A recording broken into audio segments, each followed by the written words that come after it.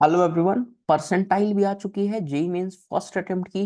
अब इसके बारे में थोड़ा सा डिटेल्ड एनालिसिस में करवाने वाला हूं कि बहुत सारे मन में स्टूडेंट्स के मन में डाउट है कि सर मेरा मार्क्स इतना था, परसेंटाइल इतनी है, मेरे फ्रेंड का मार्क्स इतना कम था, फिर भी उसकी परसेंटाइल मेरे बराबर ही क्यों है। तो आइए मैं आपको एक सबसे पहला एक पॉइंट आपके लिए क्लियर कर देता हूँ। जो भी ये परसेंटाइल आती है ना, वो शिफ्ट वाइज आती है कि आपने कौन सी शिफ्ट में पेपर दिया है। ठीक है, टोटल 10 शिफ्ट में पेपर हुए हैं। पहले सबसे पहले एक ओवरव्यू मैं आपको यहाँ पर देता हुआ चलता हूँ ताकि आपको थोड़ा सा यहाँ पर आइडिया लगे। परसेंटाइल जिसकी 99 है, 27 जनवरी को जिसका पेपर था शिफ्ट वन में, उसने लगभग मार्क्स स्कोर किए हैं 236। There might be a deviation of 5 +5 और -5। 27 जनवरी शिफ्ट टू में 211। और लोवेस्ट आप यहाँ पर चेक करेंगे ना, तो लोवेस्ट आप देख पाएंगे कि दैट इज 31 को शिफ्ट टू में 151। यानी कि 31 तारीख को शिफ्ट टू में जिसने पेपर दिया, यदि उसके 151 मार्क्स है, वो भी 99 परसेंटाइल ला रहे हैं। और 27 जनवरी को शिफ्ट वन में जिसने पेपर दिया, जिसके 236 मार्क्स हैं, वो भी 99 परसेंटाइल ला रहा है। इसी तरह ये पूरा चार्ट है। कहेंगे इतना वेरिएशन कैसे है? इतना वेरिएशन इसीलिए है दोस्तों, क्योंकि there might be a difference in the level of paper. Level of paper में अंतर होगा, इसलिए डेविएशन भी आपके सामने देखने को मिल रहा है। इसी तरह यहाँ पर देखो, अगला डेविएशन 98.5 परसेंटाइल जिस बच्चे की है, उसमें हाईएस्ट की मैं बात करूं, तो 27 जनवरी शिफ्ट वन, यानी ये पेपर नो डाउट इजी रहा होगा। और जो 139 वाला ला रहा है, यानी ये पेपर थोड़ा सा टफ रहा होगा। आप ये वेरिएशन देख पा रहे हैं, इसी तरह से वेरिएशन है। आप थोड़ा सा आइडिया जरूर लगा सकते हैं अपनी परसेंटाइल और जितना मार्क्स आप स्कोर कर रहे हैं उसके रिगार्डिंग। इसमें थोड़ी सी बात और कर देता हूँ। बहुत सारे लोग जिनका 99 अबव परसेंटाइल रहा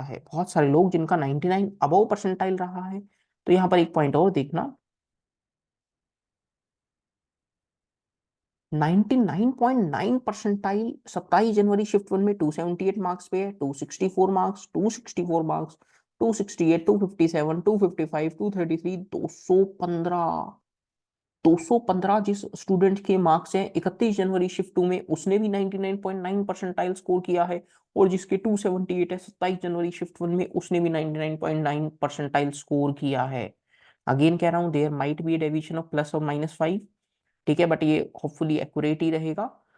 तो इसलिए आपको अब अपने मार्क्स और परसेंटाइल से लेकर बहुत ज्यादा टेंशन नहीं लेनी है।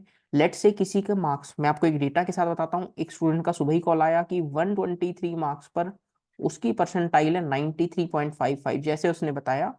और इसी तरह 90 मार्क्स पे अप्रोक्स अप्रोक्स 90 मार्क्स पे उसने कहा कि मेरे फ्रेंड की परसेंटाइल कुछ 80 के अराउंड है। इतना वेरिएशन कैसे है? तो उसमें बता देता हूँ कि उन दोनों का शिफ्ट अलग अलग रहा है, उसमें टफनेस लेवल अलग अलग रहा है। तो आप इस पार्ट को बिल्कुल भी अब टेंशन ना लीजिए, जो होना था हो गया।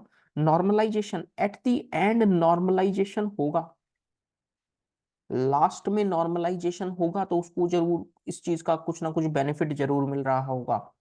ठीक है, तो ये एक एनालिसिस था जो मैंने फटाफट से 2 से 4 मिनट में आपको बता दिया कि कितनी परसेंटाइल पे कितने मार्क्स के करस्पॉन्डिंग, यानी इतने मार्क्स पर इतनी परसेंटाइल आपकी लग रही होगी।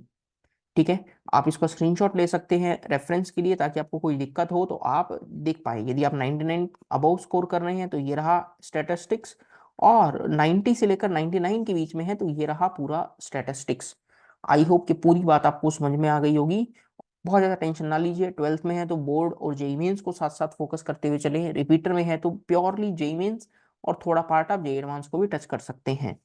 Good luck for your next attempt, और बस अपने अगले अटेम्प्ट और बोर्ड की तैयारी करते रहें, बहुत ज्यादा टेंशन ना करें।